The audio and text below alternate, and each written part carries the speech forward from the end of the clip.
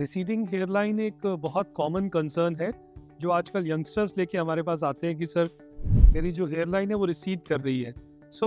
हमारे लिए ये समझना बहुत ज़रूरी है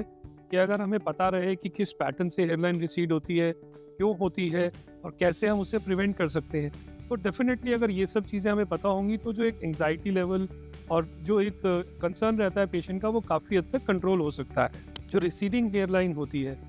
की डिफरेंट स्टेजेस होती हैं और हर स्टेज के डिफरेंट कैरेक्टरिस्टिक्स होते हैं और उसी के हिसाब से हम पेशेंट्स को उसका ट्रीटमेंट बताते हैं। सबसे पहले अगर हम अर्ली साइन की बात करें तो जो हेयरलाइन होती है उसका फर्स्ट साइन अगर हेयर रिसीड होने का तो वो है कि एक तो हेयर थिनिंग स्टार्ट हो जाती है फ्रंट में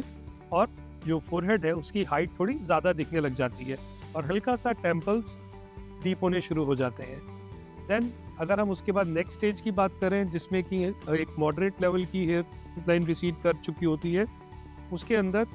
टिपिकल एम पैटर्न बनना शुरू हो जाता है और ये जो टेम्पोरल एरिया है ये और डीप होना शुरू हो जाता है विद ब्रॉड फोरहेड, जिससे कि प्रॉपर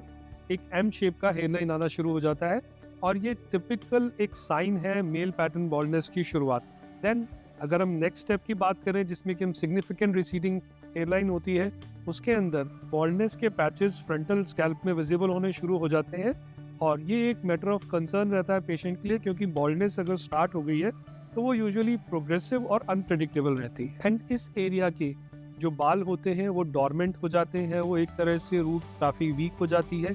और वो यूजुअली बॉल्डनेस वाले पैच में रीग्रो नहीं करती है। अगर हम अर्ली स्टेजेस की बात करें कि जो जिसमें फोरहेड ब्रॉड हो रहा है और हेयर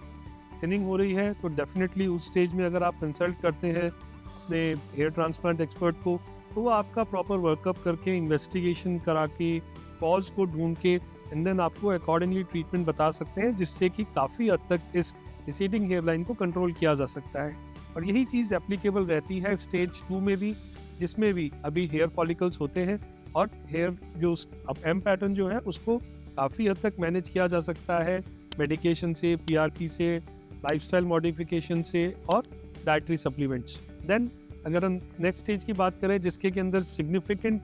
रिसेशन हो चुका होता है हेयरलाइन का, उस केस में मोस्ट ऑफ द टाइम्स जो सोल्यूशन बचता है वो हेयर ट्रांसप्लांट ही होता है, क्योंकि हेयर ट्रांसप्लांट के अलावा ऐसा कोई प्रोसीजर नहीं है जिससे कि नए रूट्स आ सके।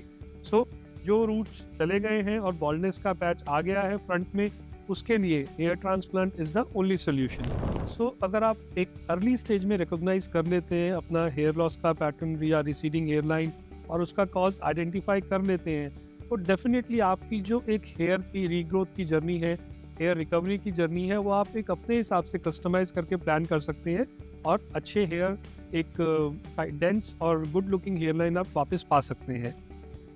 इस तरह की और इन्फॉर्मेशन और जानकारी के लिए आप हमारा चैनल सब्सक्राइब करें और हमें फॉलो करते रहें।